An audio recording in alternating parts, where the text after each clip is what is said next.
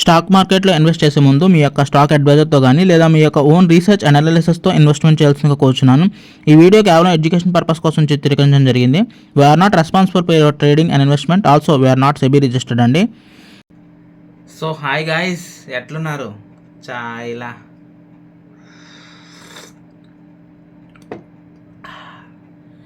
So ఏంటి సంగతులు? First of all ఎలా అనిపిస్తుంది మీకు ఈ week, February first week trading sessions? So maximum market అన్ని ఈవెంట్స్ మ్యాక్సిమం కంప్లీట్ అయిపోయినాయి అండి. సో మ్యాక్సిమం ఒకే ఒక ఈవెంట్ ఉంది ఫిబ్రవరిలో, అదే ఢిల్లీ ఎలక్షన్స్ అనమాట. సో కానీ మార్కెట్ ఎంత పాజిటివిటీ ఉన్నా సరే, పాజిటివ్ న్యూస్ వచ్చినా సరే అసలు జస్ట్ ఇగ్నోర్ చేస్తుందండి. పాజిటివ్ మొమెంటంలోకి అసలు ఇటువంటి స్టాక్ మార్కెట్ బడ్జెట్లోన దుమ్ము లేపుతుంది అనుకున్నది, ఏమీ లేపలేదు. పోనీ ఇన్కమ్ ట్యాక్స్ బెనిఫిట్స్ ఇచ్చింది, లెగుస్తుందంటే లెగలేదు.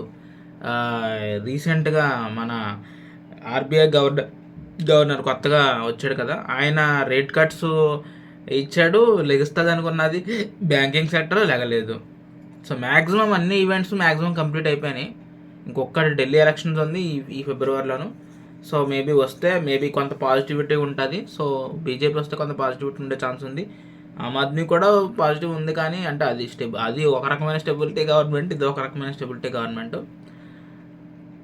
So maybe okay. సో ఏదొచ్చినా సరే ఎలక్షన్స్ ఢిల్లీ ఎలక్షన్స్ బీజేపీ వస్తే ఇంకొంచెం స్టెబుల్గా ఉంటుంది నాకు తెలిసి, పడకోకుండా. సో లేదు, ఒకవేళ ఆమ్ ఆద్మీ వస్తే మేబీ వాల్టాలిటీగా ఉండే ఛాన్సెస్ అయితే ఉంటాయన్నమాట.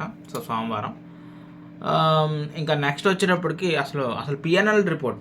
సో అసలు ఫస్ట్ వీక్ మీకు అందరికీ తెలుసు, నేను జనవరి 1st అయితే లైవ్ స్ట్రీమ్ స్టార్ట్ చేశాను స్టార్టింగ్లోను.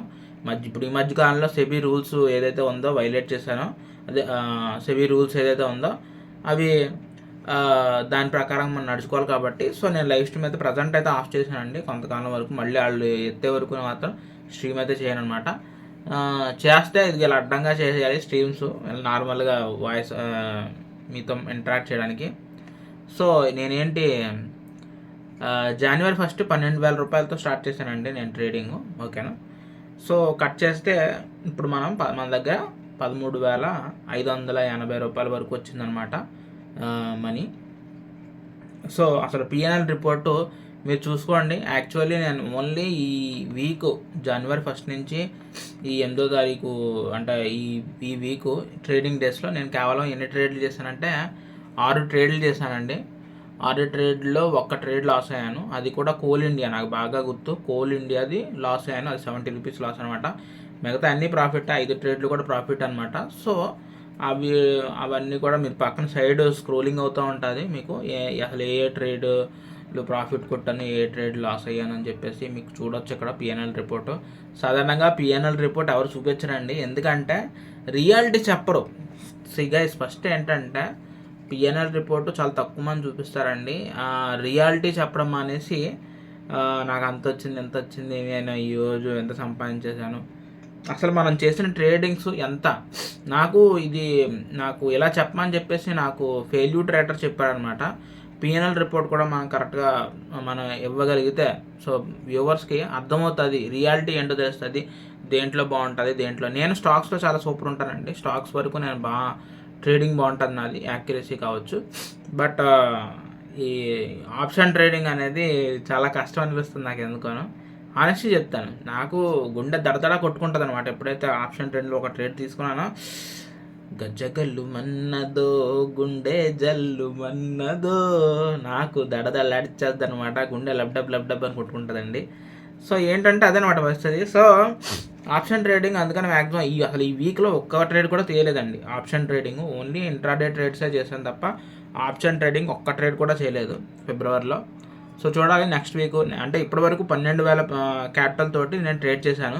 ఈ వీక్ అయితే నేను 13,000 క్రాస్ చేయాలనుకున్నాను, 13,500 వరకు క్రాస్ అయిపోయింది నా క్యాపిటల్. సో ఈ నెక్స్ట్ వీక్ టార్గెట్ 14,000. అంటే నాకు మ్యాక్సిమం ఒక 450 రూపీస్ ప్రాఫిట్ వస్తే చాలు. 14,000 అనుకుంటున్నానండి నాకు తెలిసి, ఓకేనా. సో 14,000 క్రాస్ చేయగలిగితే క్యాపిటల్ని, ఈక్విటీ క్యాపిటల్ అంటారు, అదే ఈ ట్రేడింగ్ క్యాపిటల్ని 14,000 క్రాస్ చేయాలంతే. సో నాకు తెలిసి చాలా చాలా తక్కువగా అలా థింక్ చేస్తున్నాను అనుకుంటారు. అంతే పెట్టుకోండి, వీక్కి 1,000 రూపాయలు అనుకుంటే చాలు. అంతకంటే ఎక్కువ వెళ్ళిందంటే ఆనందించండి. ఎందుకంటే మీరు ఆనందిస్తే పాజిటివ్ ఎన్విరాన్మెంట్ క్రియేట్ అవుతుంది. ఓకేనా. మీరు విషాదాలను ఉంటే నెగిటివ్ ఎన్విరాన్మెంట్ అవుతుంది. ఏదైనా చిన్న మీకు ఒక నెగిటివ్ ఇండికేషన్ ఇచ్చిన మార్కెట్ అది తీసుకోలేరు. ఓకేనా. మీరు ఎప్పుడూ ఆనందంగా ఉండాలి, టైం స్పెండ్ చేయండి. అండ్ ఇంకోటి ఏంటంటే ఫ్యామిలీతో టైం స్పెండ్ చేయండి. ఓకేనా. మీకు టైం దొరికింది ఇప్పుడు. ఓకేనా. సాటర్డే సండే 2 టైం దొరికింది. ఎక్కువ ట్రై చేయండి ఫ్యామిలీతో ఎక్కువ ఇంటరాక్ట్ చేయడానికి ట్రై చేయండి. ఓకేనా. సో దానివల్ల ఏంటంటే వెల్త్ క్రియేషన్ ఉంటుంది. ఓకేనా. ఎంతసేపు మీరు ట్రేడింగ్ మీద చార్ట్లు న్యూస్లు అది మేము పడతాం. నేను ఒంటరిని కాబట్టి నాకేం పెద్ద ప్రాబ్లం లేదు. అవి చెప్తాం మ్యాక్సిమం, మీకు నాకు తెలిసిన ఇన్ఫర్మేషన్ మీకు తెలుస్తాం. వాట్సాప్ గ్రూప్లో డిస్కషన్ చేయండి. ఒకవేళ మీకు కుదిరితే ఒక 1/2 అవర్ 10 అవర్స్ 1.5 అవర్ లేదా 10 మినిట్స్ మీకు తెలిసిన జస్ట్ అప్డేట్స్ తెలుసుకుంటే సరిపోతుంది. ఇంకెక్కువ టైము మా స్టాక్ మార్కెట్ మీద పెట్టకుండా జస్ట్ ఎక్కువ టైం మీరు ఫ్యామిలీతో టైం స్పెండ్ చేయగలిగితే వెల్త్ క్రియేట్ అవుతుంది. పాజిటివ్ ఎన్విరాన్మెంట్తో మీరు ట్రేడ్ చేయొచ్చు. ఓకేనా. నెగిటివ్ థింకింగ్తో ఎక్కువ దీని మీదే మీరు ఆలోచిస్తే నెగిటివ్ థింక్ వచ్చేస్తుందండి. ఓకేనా. కొంచెం ఏదైనా ఒక రెడ్ ఇండికేషన్ వచ్చిందంటే అని చెప్పేసి భయపడతారనమాట. సో నేనేమంటానంటే దయచేసి ట్రై చేయండి, ఫ్యామిలీతో ట్రై చేయండి స్పెండ్. సో దానివల్ల ఏంటంటే పాజిటివ్ అట్మాస్ఫియర్ క్రియేట్ అవుతుంది అనమాట. Okay, that's it all of you guys. And అంతకుమించి ఇంకేం లేదు. సో ఇదనమాట పిఎన్ఎల్ రిపోర్టు పక్కన చూస్తుంది కదా, అంతే కదా, ఇంకేం చెప్పడానికి ఏం లేదండి. ఇదనమాట పరిస్థితి.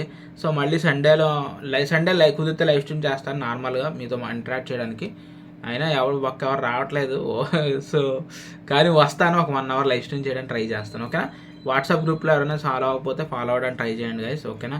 అండ్ వీడియోస్ కింద కామెంట్ కూడా పెడతా ఉండండి. మీరు పెడితేనే నాకు ఎంకరేజ్మెంట్ అనేది నాకు అర్థమవుతుంది. మీరు ఏం పెట్టకపోతే నాకు ఏమో నేను కరెక్ట్గా చేయట్లేదేమో నాకు అనిపిస్తుంది. సో లేదు, ఇదంతా ఈ స్ట్రాటజీస్ అవన్నీ కూడా సైలెంట్గా చేసుకోవాలనుకుంటే చేసుకోవచ్చు. నేను యూట్యూబ్ ఛానల్లో పెడితే కొంచెం రిస్కీగా అనిపిస్తుంది, ఎందుకో భయం వేస్తుంది సెబీని చూస్తుంటే. ఈరోజు ప్రాఫిట్స్ అండ్ లాస్ చూపిస్తున్నాను, రేపు ఆ రోజు ఏదో ఒక సెబీ ఒక రూల్ తీసుకొచ్చి మీరు ప్రాఫిట్ అండ్ లాస్ కేవలం ఓన్లీ సెబీ రిజిస్టర్డ్ పర్సన్సే చూపించాలి, నాన్ సెబీ వాళ్ళు కూడా చూపించకూడదు అని అనేస్తుంది యాక్చువల్లీ. సో అదనమాట పరిస్థితి. సో చూద్దాం మరి సెబీ ఏంటో అసలు కాంపిటేటివ్ స్పిరిట్ని తీసుకోవట్లేదు. ఓన్లీ సెబీ రిజిస్టర్డ్ పర్సన్సే అన్నీ చెప్పాలి అని అంటున్నారు. సో వాళ్ళు ఏమో 100% ప్రాఫిట్స్ ఇచ్చారు. ఓకేనా. సో 100% ప్రాఫిట్స్ ఇచ్చే రకమేం కాదు, కానీ ఓన్లీ ఒక కోర్స్ నేర్చుకుని వాళ్ళు రెడీగా ఉన్నారు అనేది ఒక ఇండికేషన్ అనమాట. బట్ ఎనీహౌ చూద్దాం ఏంటది. నేను కూడా ట్రై చేస్తాను సెబీ రిజిస్టర్ అవ్వడానికి. కాకపోతే నా దగ్గర డిగ్రీ లేదు, అది డిగ్రీ కంపల్సరీ అంట. సో ఫైనాన్స్ రిలేటెడ్ అయినా ఉండాలంటున్నారు. So let's hope for the best. Okay guys, మరి ఉంటాను మరి. Take care all of you, bye.